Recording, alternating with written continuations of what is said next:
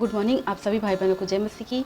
इस सुबह के बेला में आप सभी का फिर से एक बार स्वागत है हमारे चैनल इंस्पायर्ड बाय फेथ में। आइए फिर से परमेश्वर के एक वचन के द्वारा आज अपने दिन की शुरुआत करते हैं। आज का वचन है, आप देख सकते हैं, लूका अध्याय 6 का पद संख्या 36। परमेश्वर के वचन के अनुसार परमेश्वर क्या चाहते हैं कि जैसे हमारे पिता दयावंत थे वैसे हम भी दयावंत बने। यानी पुत्र के अंदर पिता का स्वभाव होना चाहिए, जैसा पिता है वैसे ही पुत्र को भी होना चाहिए। प्रभु यीशु मसीह हमारे दयालु ईश्वर ना होते तो वो आज हम पापियों के लिए इस पृथ्वी पर क्यों आते और क्यों अपना प्राण देते और क्यों हमारे लिए अपना लहू बहाते। प्रभु यीशु को हम पापियों के ऊपर तरस आया, दया आया। उन्हें लगा कि हम पाप में अपने ही पाप में फंस के मर जाएंगे, एक दिन नष्ट हो जाएंगे, एक दिन अनंत नरक में चले जाएंगे। इसलिए परमेश्वर यदि हम लोगों के ऊपर दया नहीं की होती तो अपने इकलौते पुत्र को बलिदान नहीं देते हमारे लिए और हर एक मनुष्य जाति नष्ट हो जाता। तो परमेश्वर ने सबसे पहले तो हम लोग के ऊपर दया की, अपना जान दिया हमारे लिए, अपना प्राण दिया हमारे लिए और हम सभी मनुष्य जाति को बचाया। तो परमेश्वर भी यही चाहते हैं कि हम मनुष्य के स्वभाव में भी दया भाव होना चाहिए। जबकि आज संसार में, समाज में सबसे ज़्यादा किसी चीज़ की कमी है तो वो दया की कमी है। हर जगह कठोर हृदयी मनुष्य, चाहे वो समाज में देख लीजिए, आप न्यूज़पेपर उठा के देख लीजिए, आप न्यूज़ चैनल पर देख सकते हैं, आप समाज संसार में देख लीजिए, आप परिवारों में देख लीजिए, हर तरफ हर जगह कठोर हृदयी ऐसा लोग काम कर रहे हैं, यकीन नहीं होगा आपको। लोग ऐसी हरकत, इतनी कठोरता कार्य कर रहे हैं। मनुष्य, हर एक मनुष्य कठोर हो गया है। लेकिन आज संसार शैतान की ओर जा रहा है और शैतान क्या है? शैतान कठोर है, हत्यारा है, चोर है और उसकी संगति करने वाला भी उसके जैसा ही हो जा रहा है। आज मनुष्य कितना कठोर है, ना तो उसे किसी मनुष्य पे दया आ रही है, ना उसे प्रकृति पे, न जीव जंतु पर।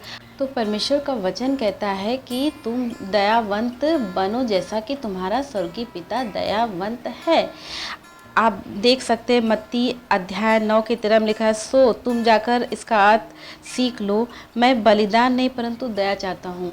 आप देख सकते हैं पुराने नियम में बहुत से लोग बलिदान, उस वक्त के लोग बलिदान चढ़ाया करते थे, चाहे वो पशु का बलिदान हो, चाहे किसी भी प्रकार का बलिदान परमेश्वर को खुश करने के लिए। आज भी बहुत सी जगहों पर लोग बलिदान चढ़ाते हैं, लेकिन परमेश्वर हमसे बलिदान नहीं चाहता, वो दया चाहता है।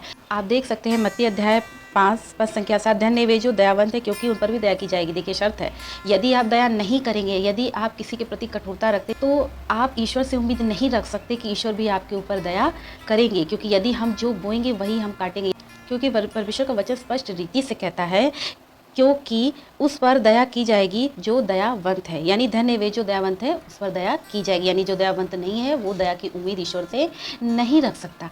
वचन कहता है कि मैं तुम्हारे कठोर हृदय को निकाल कर मांस और लहू का हृदय प्रदान करूंगा। और हृदय कठोर होने के कारण मनुष्य के अंदर से प्रेम खत्म हो चुका है। मनुष्य का कठोर होना, ये अवस्था मनुष्य के लिए अच्छी नहीं है। एक कोमल हृदय होना चाहिए, क्योंकि हमारे प्रभु यीशु मसीह दयावंत ईश्वर है। परमेश्वर ने पूरे सृष्टि पर दया किया। पर आप बाइबल में देख सकते हैं, प्रभु यीशु मसीह ने विधवा स्त्री जिसका एक इकलौता पुत्र मर गया था, प्रभु तरस से भर गए। प्रभु ने लाजर पर दया की, तरस से भर गए। हमारा प्रभु दयालु ईश्वर है। यदि हम प्रभु यीशु मसीह को अपने जीवन में ग्रहण किए हुए हैं तो सिर्फ हे प्रभु करने से कुछ नहीं होता है। हमें प्रभु के स्वभाव को भी अपने जीवन में लाना है। हमारा हृदय कठोर नहीं होना चाहिए। यदि कठोर है तो उसके लिए हम परमेश्वर से प्रार्थना करना चाहिए कि हे प्रभु हमें ऐसा हृदय प्रदान कर, कोमल हृदय प्रदान कर जैसा आप कह देते हैं। देखिए मानव का स्वभाव ही दयालु होना चाहिए, क्योंकि शैतान कठोर है, शैतान निर्दयी है, शैतान हत्यारा है। और यदि किसी मनुष्य के अंदर कठोरता है, दया भाव नहीं है, कोई संवेदनशीलता नहीं है, तो वो एक प्रकार से शैतान का जन हो गया और एक प्रकार से उसके अंदर शैतान का हृदय वास कर रहा है। तो क्या ऐसे हृदय में परमेश्वर निवास करेंगे, या ऐसे मनुष्य से परमेश्वर प्रसन्न होंगे, या इस प्रकार के मनुष्य पर दया की जाएगी? कभी नहीं दया की जाएगी। परमेश्वर ऐसे लोगों को धन्य कहते हैं कि जो दयावंत हैं। परमेश्वर इस प्रकार के लोगों को धन्य कहते हैं जो दयालु स्वभाव के हैं, जो दूसरों पर दया करते हैं। हमें दया करनी चाहिए, हर एक मनुष्य पर दया करनी चाहिए, विशेषकर जो दया का पात्र है। प्रभु इस वचनों के द्वारा आप सभी भाई बहनों को आशीष दे। आज का दिन आपका प्रभुमय हो। सभी भाई बहनों को जय मसीह।